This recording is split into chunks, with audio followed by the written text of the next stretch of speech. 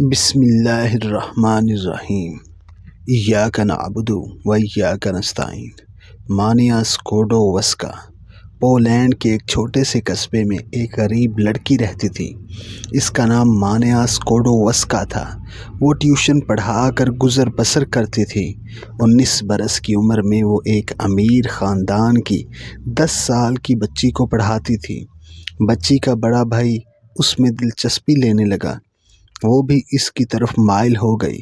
چنانچہ دونوں نے شادی کرنے کا فیصلہ کیا، لیکن جب لڑکے کی ماں کو پتہ چلا تو اس نے آسمان سر پر اٹھا لیا۔ اس نے مانیا کو کان سے پکڑا اور پورچ میں لا کھڑا کیا۔ اس نے آواز دے کر سارے نوکر جمع کیے اور چلا کر کہا، دیکھو یہ لڑکی جس کے پاس پہننے کے لیے صرف ایک فراق ہے، جس کے جوتوں کے تلوؤں میں سوراخ ہیں اور جسے 24 گھنٹے میں صرف ایک بار اچھا کھانا نصیب ہوتا ہے، وہ بھی ہمارے گھر سے۔ یہ لڑکی میرے بیٹے کی بیوی بننا چاہتی ہے، یہ میری بہو کہلانے کی خواہش پال رہی ہے۔ تمام نوکروں نے کہکا لگایا اور خاتون دروازہ بند کر کے اندر چلی گئی۔ مانیا کو یوں محسوس ہوا جیسے کسی نے اس کے اوپر تیزاب کی بالٹی الٹ دی ہو۔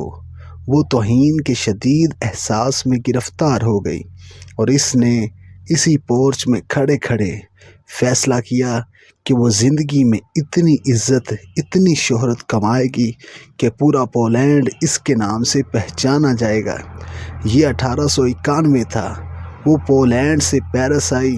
اس نے یونیورسٹی میں داخلہ لیا اور فزکس پڑھنا شروع کر دی۔ وہ دن میں 20 گھنٹے پڑھتی تھی۔ اس کے پاس پیسہ دھیلا تھا نہیں۔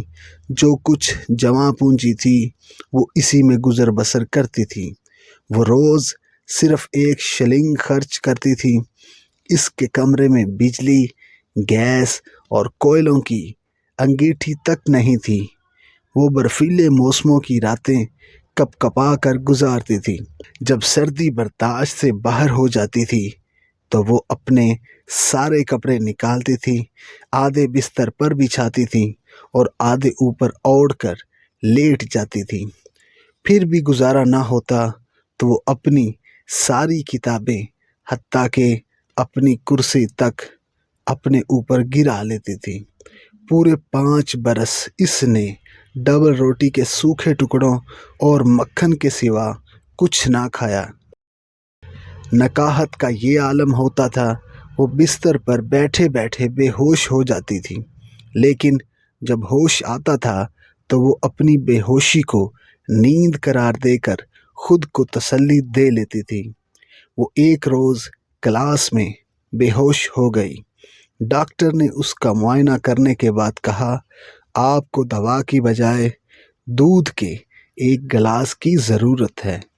اس نے یونیورسٹی ہی میں پائری نام کے ایک سائنسدان سے شادی کر لی تھی۔ وہ سائنسدان بھی اس کی طرح مفلوق الحال تھا۔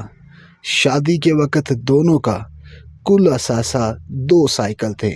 وہ غربت کے اسی عالم کے دوران پی ایچ ڈی تک پہنچ گئی۔ مانیا نے پی ایچ ڈی کے لیے بڑا دلچسپ موضوع چنا تھا۔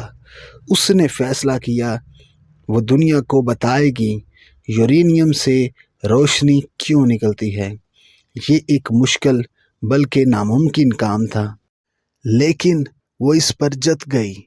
تجربات کے دوران اس نے ایک ایسا عنصر دریافت کر لیا جو یورینیم کے مقابلے میں 20 لاکھ گنا روشنی پیدا کرتا ہے، اور اس کی شعاعیں لکڑی، پتھر، تانبے اور لوہے غرض دنیا کی ہر چیز سے گزر جاتی ہیں۔ اس نے اس کا نام ریڈیم رکھا۔ یہ سائنس میں ایک بہت بڑا دھماکہ تھا۔ لوگوں نے ریڈیم کا ثبوت مانگا۔ مانیا اور پائری نے ایک خستہ حال احاطہ لیا جس کی چھت سلامت تھی اور نہ ہی فرش، اور وہ 4 برس تک اس احاطے میں لوہا پگھلاتے رہے۔ انہوں نے تنو تنہا 8 ٹن لوہا پگھلایا اور اس میں سے مٹر کے دانے کے برابر ریڈیم حاصل کی۔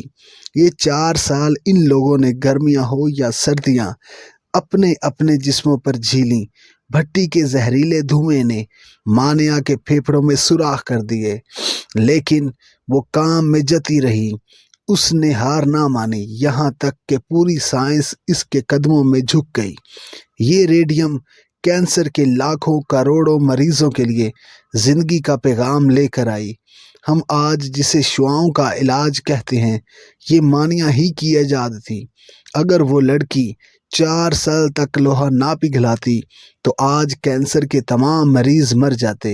یہ لڑکی دنیا کی واحد سائنسدان تھی جسے زندگی میں 2 بار نوبل پرائز ملا، جس کی زندگی پر 30 فلمیں اور سینکڑوں کتابیں لکھی گئیں، اور جس کی وجہ سے آج سائنس کے طالب علم پولینڈ کا نام آنے پر سر سے ٹوپی اتار دیتے ہیں۔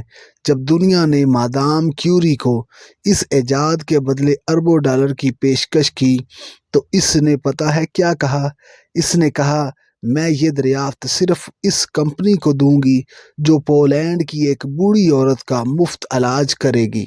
جی ہاں، وہ امیر پوش عورت جس نے کبھی کیوری کو کان سے پکڑ کر باہر نکال دیا تھا، وہ اس وقت کینسر کے مرض میں مبتلا ہو چکی تھی، اور وہ اس وقت بستر مرگ پر پڑی تھی۔ بس ظرف بڑا رکھنے کی بات ہے، مال و دولت ہونا ضروری نہیں۔ اس لڑکی نے اتنا سہنے کے بعد بھی اس عورت کے ساتھ حسن و سلوک کر کے انسانیت کا بہت سبق دیا۔